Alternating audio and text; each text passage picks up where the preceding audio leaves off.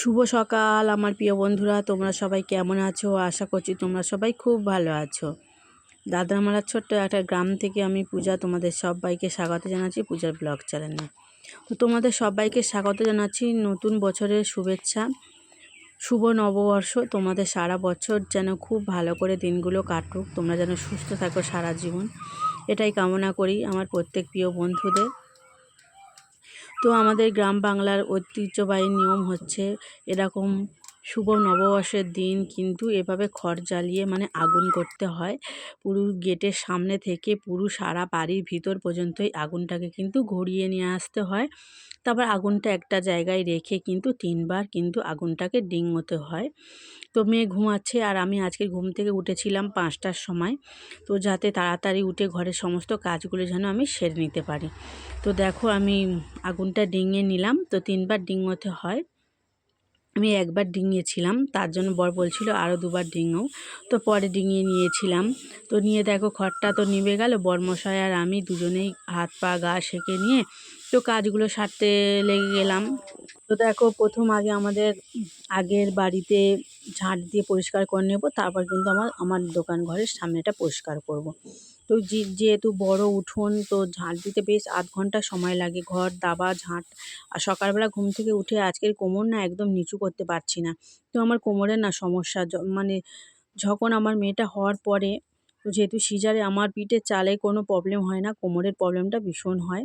তো এভাবে নিচু হয়ে না ঝাঁট দিতে গেলে খুবই কষ্ট হয়। আর নিচু হয়ে থাকবো তো ঠিক আছে, তারপর উঠে যখন সোজা হতে যাব ওটাই কষ্টটা লাগে। তো বরমশাই দেখে দাবাটা কিন্তু বরমশাই ঝাঁটটা দিয়েছিল, আর আমি উঠোনটা ঝাঁট দিয়ে তো দেখো একদম চলে এসেছি বাগানের দিকে।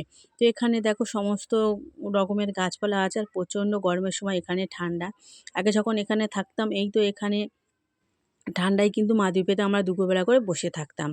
তো দেখতেই পাচ্ছ আমি বাগানটা ভালো করে পরিষ্কার করে নিচ্ছি। আর এখানে যত রকমের গাছপালা রয়েছে তার জন্য দেখো যত রকমের পাতাও পড়ে, এ মাথা থেকে ও মাথা হাওয়ায় কিন্তু উড়ে উড়ে ভর্তি হয়ে গিয়েছে। ভাবলাম বাগানটা আজকে ভালো করে পরিষ্কার করে নিই। তো চলো বাগানটা আমরা ভালো করে পরিষ্কার করে ঝাঁট দিয়ে নিয়ে চলে এলাম। উনুনটা ভেঙে গিয়েছে, যেহেতু এখন ফুচকাটা ভাজা হচ্ছে উনানে, তার জন্য দেখো ভালো করে মাটিটা মেখে নিচ্ছি জল দিয়ে। তো মাটিগুলো না যেহেতু রোদের মধ্যে রেখেছিলাম শুকনো মতো হয়ে গিয়েছে, আর মাটির মধ্যে আছে ছোট ছোট শামুক ভাঙা, মানে ছোট ছোট যেন পাথর, এভাবে মাখালে না হাতে ফুটে যাওয়ার ভীষণ ভয়। তো সেগুলো বেছে ফেলে দিয়ে দেখো মাখিয়ে নিলাম, নিয়ে দেখো আমি টালিটার মধ্যে করে নিলাম, যাতে টালিটার মধ্যে এই সামনেটা রেখে মাটিটা দিতে সুবিধা হয়। আর উনুনটা দেখো কি অবস্থাটা হয়ে গিয়েছে। বরমশাই না এই কাঠগুলো না কাটে না, ছোট ছোট করে টুকরো করে কেটে নিলে উনুনটা আর ভাঙার ভয় থাকে না, বড় বড় কাঠ নিয়ে উনুনের মধ্যে দিয়ে দেবে। তো এইভাবে উনুন জ্বালালে কিন্তু হয়। তো এখন এই উনুনটাই আমাদের সম্বল ফুচকা ভাজার জন্য। গ্যাস তো নেই, গ্যাস তো পাওয়া যাচ্ছে না বলা ভুল, পাওয়া যাচ্ছে, কিন্তু আমার না গ্যাসের আধার কার্ডের জন্য সমস্যা হয়ে আছে, এর জন্য না আমি ওখান থেকে বুক করতে পারি না। তো শাশুড়ি মার গ্যাস থেকে বুক করেছিল, ওই গ্যাসটা না তুলে ব্লাগে বিক্রি হয়ে গিয়েছে। তো শাশুড়ি মার গ্যাসটাও আমরা নিতে পারিনি। আর আমাদের দোকান থেকে ব্লাগে কিনে আনতো গ্যাস ফুচকা ভাজার জন্য, তো এর জন্য গ্যাসটা পাওয়া যাচ্ছে না। তো আমার যতদিন না আমি নতুন গ্যাসের কানেকশান করতে পারবো আমার গ্যাসটা আর আমি হয়তো তুলতেই পারবো না। তো দেখা যাক অফিসে গেলে যদি কোনো কিছু ঠিক করে দেয়। আমার একটা বিশাল প্রবলেম হয়ে আছে, তার জন্য আমার কিন্তু বিপিএলের গ্যাস না, কেনাই গ্যাস। তো অনেকবার অফিসে গিয়েছিলাম, তো অফিস থেকে বলেছিল সিলিন্ডারটা চেঞ্জ করে দেবে। তারপর না যে লোকটা আমাদের গ্যাস দিতে আছে তার সঙ্গে একটু ঝামেলা হয়েছিল, তো ওখান থেকে ওই জন্য আর গ্যাস আর বুক করা হয় না, প্রায় অনেক দিনই হয়ে গিয়েছে, এখন আর বুক করে দেখিনি। তো দেখা যাক, হয়তো অফিসে যাওয়ার পর সেটা ঠিকঠাক করতে হবে, কিন্তু কাজের জিনিসটা আগেই করতে হবে। তো ওই বাড়ির কাজ সামলে দেখো চলে এসেছি আমার দোকানের সামনেটা। গোবর তো নেই, তো মাটি গুলেই দেখো নেতাটা দিয়ে নিলাম। আর পাখিরা দেখো খেতে চলে এসছে। বাবা এসেছিলো দেখলে, তো পিছনে দাঁড়িয়েছিল, বাবাকে চা দিলাম। তো তারপর নিজে স্নান করে জামাকাপড় কেচে ঠাকুরকে পুজোটা করে নিয়েছি। তো ঠাকুরের পুজোর ভিডিওটা আমি করা হয়নি, ফোনটা রেখে গিয়েছিলাম, চার্জ দিয়ে গিয়েছিলাম, এর জন্য আর কোনো ভিডিও তোলা হয়নি। তো দেখো ভাতের জলটা বসিয়ে ভাতটা দিয়ে দিলাম। 8টার মধ্যে আমি দেখো ভাত বসিয়ে দিয়েছি, যেহেতু আমি জনতার মধ্যে রান্না করবো, অনেক রকমের রান্না করবো, যেহেতু পয়লা বৈশাখ। তো দেখো সবজি তো ফ্রিজে ছিল, এগুলো তোমরা তো দেখেছো। তো সেই সবজিগুলো বের করে নিলাম। আর এই দেখো ডাঁটা, এটা ফ্রিজে অনেক দিন ধরে ছিল, সেই ডাঁটাগুলো দেখো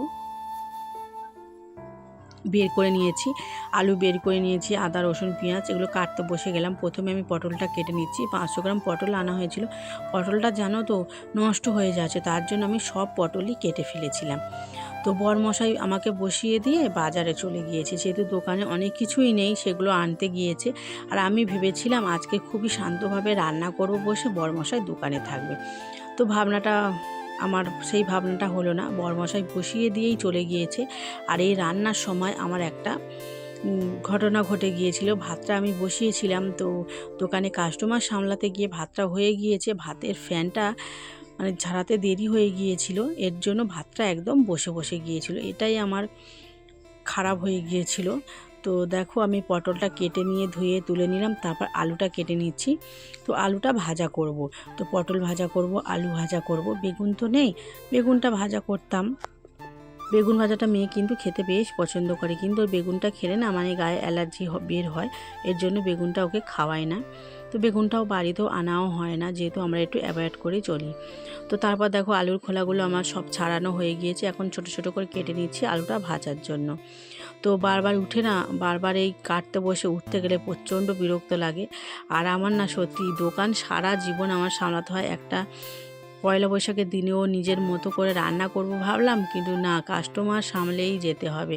তো তারপর সংসারের থেকে আমার দোকানটাই আগে আমাকে সামলাতে হবে। তো এটাই করে করে সারাদিনটাই চলে যায়, আর কিছু বলার নেই। তো তারপর দেখো মাথাটা আঁচড়ানো হয়নি আর সিঁদুরটাও পরা হয়নি, তাই জন্য উঠে সবজিগুলো কেটে গুছিয়ে নিয়ে তো সিঁদুরটা পরে নিচ্ছে। আর সকাল থেকে কিছু খাওয়াও হয় না, মেয়ে কিন্তু উঠে চলে গিয়েছিল, ও কিছু খায়নি। ওর দাদু এসেছিলো, ওর জন্য খাবার এনেছিলো, সেটা খেয়ে পালিয়ে গিয়েছে। তো ও এলে ওকে হয়তো খাওয়াবো, আর আমি দেখো আর কি খাবো, বিস্কুটই খেতে হবে বসে।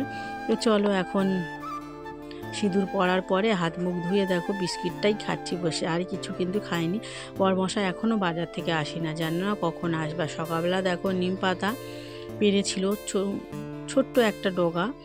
তো কালকে থেকে বলছিলাম নিম পাতাটা পেরে দিতে, আমি বেটে কিন্তু রেখে দিতাম, বরমশাই একদম পেরেই দিল না, চলে গেল ফুচকা বিক্রি করতে।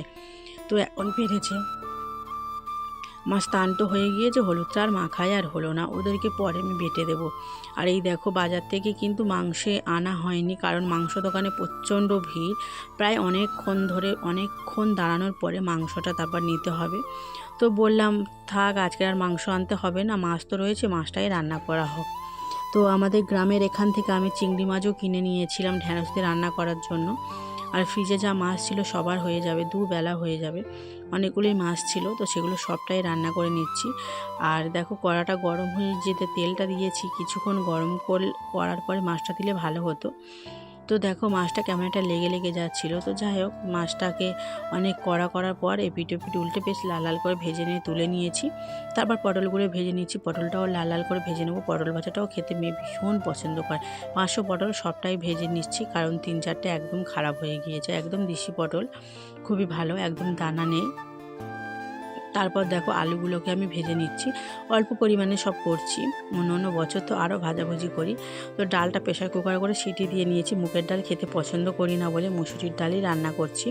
তো তারপর রান্না করছিলাম, আর একটা দেখো পাড়ায় এসেছিলো তরমুজ ব্যাপারী, তো উনি বিক্রি করছিল 20 টাকা করে তরমুজ কিলো, কিন্তু আমরা বাজার থেকে এনেছিলাম 25 টাকা করে। ভীষণ খেতে ভালো আর ভীষণ মিষ্টি লাল। তো ছোট্ট একটা নেবো দেখছিলাম, আর তরমুজগুলো একদমই ভালো না, ওনাকে দাঁড়াতে বলেছিলাম, তো তার জন্য বাধ্য হয়ে একটা নিলাম। তো একদমই খুবই খারাপ তরমুজ, কি বলবো, একদম তো সাদা, আর কেমন একটা যেন তরমুজ শুকনো শুকনো দরকচা মতো। তো যাই হোক দেখো এখানে আমি তরমুজটা নিয়ে নিলাম, 20 টাকা মতো দাম হয়েছিল।